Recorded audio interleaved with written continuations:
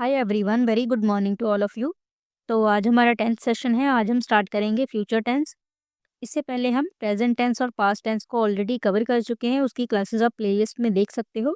अगर आपने क्लासेस लगाई हैं तो ठीक है, अगर नहीं लगाई हैं तो एटलीस्ट जो पहली वीडियो है जिसमें मैंने बेसिक इंट्रोडक्शन करवाया है टेंसेस का, उसे आप एक बार ज़रूर देख लें। उसके बाद इस क्लास को स्टार्ट करें। तो चलिए स्टार्ट करते हैं फ्यूचर टेंस। फ्यूचर टेंस में भी सबसे पहले हम करेंगे फ्यूचर इंडेफिनिट टेंस। तो यहाँ पे पहला वर्ड है फ्यूचर, यानी कि आने वाले भविष्य की बात करेंगे। जो भी वाक्य होंगे, जो भी सेंटेंसेस होंगे, वो आने वाले भविष्य के बारे में ही बात करेंगे कि मैं कल ये करूँगा, या फिर मैं कल स्कूल जाऊँगा, मैं कल बाजार जाऊँगा, मैं कल खाना बनाऊँगा। इस तरह के सेंटेंसेस होंगे। इंडेफिनिट यानी कि इसमें हमें ये नहीं पता होगा कि भविष्य की बात तो हो रही है, लेकिन भविष्य में वो काम पूरा हो चुका होगा या अभी अधूरा होगा, इसमें हम ये नहीं बता पाएंगे। ठीक है। जैसे कि मैंने यहाँ पे पहली एग्जांपल लिखी है, मैं कल पत्र लिखूंगा, यानी मैंने अभी लिखा नहीं है, मैं अभी जस्ट प्लान कर रहा हूँ कि मैं कल पत्र लिखूंगा, या फिर मैं कल पढ़ूंगा, या फिर मैं कल किताब लिखूंगा, या फिर मैं कहूँ कि मैं कल घूमने जाऊंगा। अभी मैं प्लान कर रहा हूँ। तो ये होंगे हमारे फ्यूचर इंडेफिनिट टेंस। इसकी पहचान क्या होगी? इनके एंड में होगा गा, गे, गी, इस तरह के साउंड्स होंगे। जैसे कि हमने पहले वाले प्रेजेंट में जैसे मैंने बताया था, ता है, ते है, ती है, इस तरह के वर्ड्स होंगे। इसी तरह से फ्यूचर इंडेफिनिट टेंस की क्या पहचान होगी? इसके एंड में गा, गे, गी का साउंड आएगा। जैसे कि वह स्कूल जाएगा, या फिर हम घूमने जाएंगे, या फिर वह खाना बनाएगी। इसके एंड में गा, गे, गी साउंड आएगा। इसका सेंटेंस का स्ट्रक्चर क्या होगा? सबसे पहले लगेगा सब्जेक्ट। सब्जेक्ट क्या होता है? वाक्य में जो कर्ता होता है वो हमारा सब्जेक्ट होता है, और वाक्य में जिस चीज़ पर काम हो रहा होता है वो हमारा ऑब्जेक्ट होता है। जैसे कि मोहन स्कूल जाएगा, या फिर मोहन किताब पढ़ेगा। इसमें मोहन किताब पढ़ने का काम कौन कर रहा है? मोहन करेगा, है ना। मोहन किताब पढ़ेगा, तो मोहन हमारा सब्जेक्ट हो जाएगा। काम किस चीज़ पर हो रहा होगा? किताब पर। किताब पढ़ने का काम होगा, राइट, तो किताब हमारा हो जाएगा ऑब्जेक्ट। इस तरह से वाक्य में जो करता है वो हमारा होगा सब्जेक्ट, और वाक्य में जिस चीज़ पर काम हो रहा होगा वो हमारा ऑब्जेक्ट होगा। सेकंड इसमें लगेगा विल, हेल्पिंग वर्ब लगेगा। पहले हम शैल भी यूज़ करते थे, लेकिन आज की मॉडर्न इंग्लिश में हम विल ही लगाते हैं। तो अभी के एग्जांपल्स हम विल के साथ ही करेंगे। वर्ब की फर्स्ट फॉर्म लगेगी इसमें। जब मैंने पहली क्लास ली थी, मैंने तभी आपको बताया था कि जितने भी इंडेफिनिट टेंसेस हैं, चाहे कोई भी हो, उनमें वर्ब की फर्स्ट फॉर्म ही लगेगी। एक ही एक्सेप्शन था पास्ट टेंस में, वो मैंने आपको उस क्लास में बताया था। तो फ्यूचर इंडेफिनिट टेंस का क्या स्ट्रक्चर होगा? सबसे पहले सब्जेक्ट लगा देंगे, उसके बाद लगाएंगे विल, फिर लगा देंगे वर्ब की फर्स्ट फॉर्म ही लगाएंगे, एंड पे ऑब्जेक्ट लगा देंगे। तो सबसे पहले हम करेंगे अफर्मेटिव सेंटेंसेस, जैसे कि हम करते आए हैं। सबसे पहले अफर्मेटिव करते हैं, फिर हम नेगेटिव करते हैं, फिर हम इंटेरोगेटिव करते हैं, फिर हम डबल इंटेरोगेटिव करते हैं। तो सबसे पहले स्टार्ट करते हैं अफर्मेटिव। अफर्मेटिव कौन से होते हैं? जिनमें सिर्फ पॉजिटिव बात की गई हो, यानी सिर्फ हाँ में बात की गई होगी। जैसे मैं कल स्कूल जाऊंगा, मैं पत्र लिखूंगा, इस तरह के। जिस मैंने ये नहीं कहा कि मैं स्कूल नहीं जाऊंगा, जिसमें नहीं शब्द आ जाएगा वो हमारे नेगेटिव सेंटेंसेस होंगे। लेकिन हमें करने हैं सबसे पहले अफर्मेटिव। अफर्मेटिव में क्या होगा? हमेशा हाँ में बात की गई होगी, हमेशा पॉजिटिव बात की गई होगी। तो चलिए कुछ एग्जांपल्स कर लेते हैं। इसमें आप एक चीज़ का ध्यान देना कि सबके एंड में क्या होगा? गा, गे, गी, इस तरह से इनका एंड होगा इनके वर्ड्स में। लिखूंगा, बनाएगी, करेंगे, पढ़ेगा, है ना। ये फ्यूचर इंडेफिनिट की पहचान है। तो चलिए सेंटेंसेस बनाते हैं। मैं कल पत्र लिखूंगा। सब्जेक्ट कौन है इसमें? मैं, क्योंकि पत्र लिखने का काम कौन कर रहा है इसमें? मैं। तो मैं की इंग्लिश होगी आई। फिर लगेगा इसमें विल, आई विल। लिखने की इंग्लिश होती है राइट, आई विल राइट। क्या? पत्र, I will write a letter. कल, कल की इंग्लिश होगी tomorrow, I will write a letter tomorrow. वह शाम को चाय बनाएगी।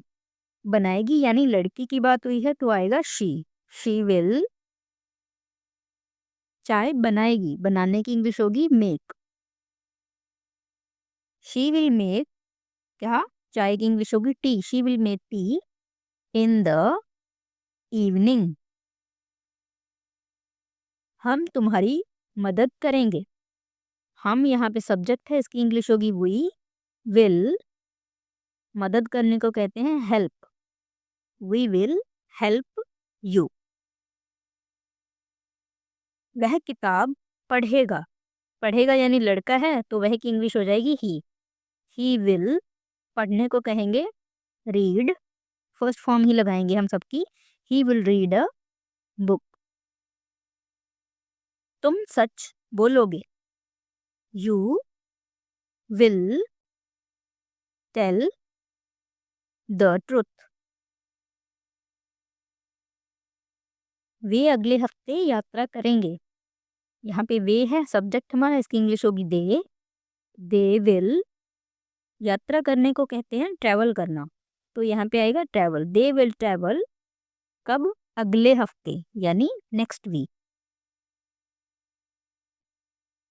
बच्चे मैदान में खेलेंगे। यहाँ पे ज्यादा बच्चों की बात हुई है तो आएगा द चिल्ड्रन विल। खेलने को कहते हैं प्ले। कहाँ? मैदान में, इन द ग्राउंड।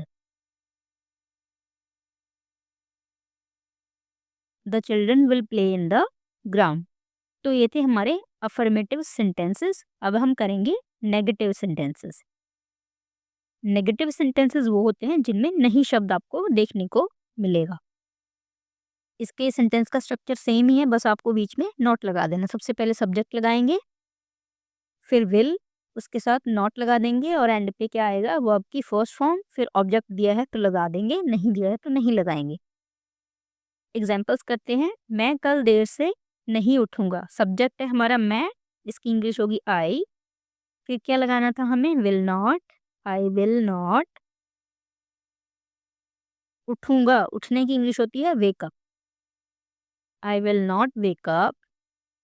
देर से, देर की इंग्लिश होगी लेट। कब? कल। कल की इंग्लिश होगी tomorrow. I will not wake up late tomorrow.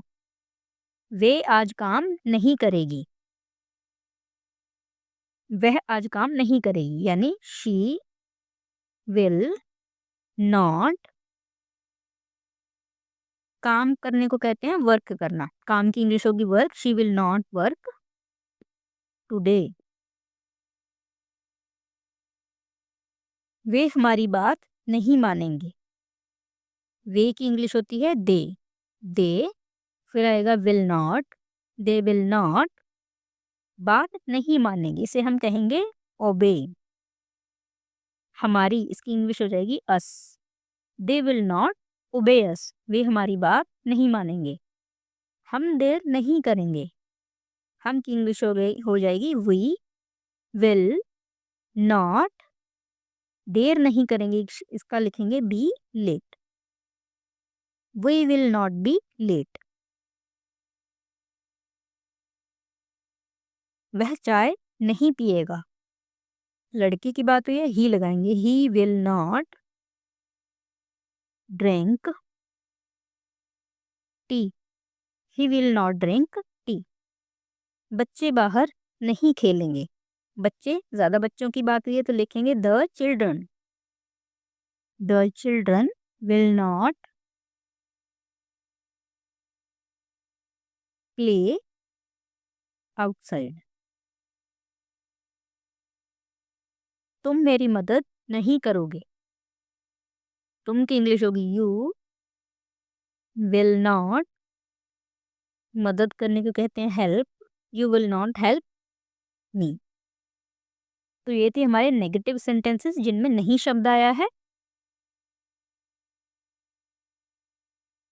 इनके साथ बस सिंपल है कि विल नॉट लगा देंगे, बाकी सेंटेंस का स्ट्रक्चर वही रहेगा और वर्ब की फर्स्ट फॉर्म आएगी। तो चलिए अभी कर लेते हैं इंटेरोगेटिव सेंटेंसेस। इंटेरोगेटिव सेंटेंसेस वो होते हैं जिनमें किसी भी तरह का कोई प्रश्न पूछा गया होगा। लेकिन इसके बाद ही अभी हम करेंगे डबल इंटेरोगेटिव। उनमें भी प्रश्न ही पूछा जाता है। इनमें और उनमें थोड़ा सा डिफरेंस है कि ये थोड़े सिंपल हैं। जैसे कि इनमें अगर कोई प्रश्न पूछा जाएगा तो उसका आंसर आप हाँ या ना में सिंपली दे सकते हो। लेकिन अभी जो हम डबल इंटेरोगेटिव करेंगे ना, उनमें थोड़ी एक्सप्लेनेशन देनी पड़ेगी आपको आंसर करने के लिए। जैसे कि उनमें कुछ थोड़े से अलग शब्द होते हैं, जैसे कब, क्यों, कहाँ, कैसे, इस तरह के क्वेश्चन भी पूछे जाते हैं। लेकिन इसमें वैसा नहीं पूछा जाता। अभी हम एग्जांपल्स करेंगे तो आपको डिफरेंस क्लियर हो जाएगा। इंटेरोगेटिव ये वाले हैं, इनमें एक तो ये होता है कि स्टार्टिंग इनकी क्या होगी, हिंदी में जो सेंटेंस है क्या से ही शुरू होगा, प्लस इनका आंसर क्या होगा, हाँ या ना में। जैसे पहला एग्जांपल है, क्या वे अगले महीने घर बदलेंगे, तो आप इसका आंसर हाँ या ना में दे सकते हो, है ना, कि हाँ वे बदलेंगे घर या फिर नहीं बदलेंगे। लेकिन डबल इंटेरोगेटिव में यही क्या बन जाएगा, वे अगले महीने घर कब बदलेंगे, तो आपको थोड़ा एक्सप्लेन करना पड़ेगा उसका आंसर, राइट। बस यही डिफरेंस है इन दोनों में। तो चलिए जल्दी से सेंटेंसेस बनाते हैं। इनका स्ट्रक्चर क्या होगा, मैंने बहुत बार बताया आपको कि जो भी इंटेरोगेटिव टेंस हो, सेंटेंसेस हो, उनमें क्या करेंगे, चाहे कोई भी टेंस हो, सबसे पहले जो भी उसमें हेल्पिंग वर्ब यूज़ करते हैं उसे उठा के सबसे आगे लगा देंगे। तो इसमें विल यूज़ किया था हमने, विल को सबसे आगे लगा देंगे, फिर लगाएंगे सब्जेक्ट, फिर वर्ब की फर्स्ट फॉर्म, और फिर लगा देंगे ऑब्जेक्ट, एंड पे क्वेश्चन मार्क लगाएंगे। एग्जाम्पल्स कर लेते हैं। क्या वे अगले महीने घर बदलेंगे, तो सबसे पहले आएगा विल, वे है, वे की इंग्लिश होती है दे, विल दे अगले महीने घर बदलेंगे, यानी कि घर शिफ्ट करने की बात हो रही है। Will they shift the house next month. क्या बच्चे कहानी सुनेंगे, यहाँ पे आएगा विल द चिल्ड्रन, सुनना, सुनने की इंग्लिश होती है लिसन, क्या कहानी, will the children listen to the story. क्या तुम परीक्षा पास करोगे, तो यहाँ पे आएगा will you pass the exam, first form ही लगाई जाएंगे सब में, ठीक है। आप पहली वीडियो देख लेना, आपको अच्छे से याद ही हो जाएगा कि किसमें क्या लगाना है, आपको सेपरेटली देखना भी नहीं पड़ेगा। क्या मैं कल नई बुक खरीदूंगा, यहाँ पे है विल आई, खरीदने की इंग्लिश होती है buy, will I buy a new book tomorrow.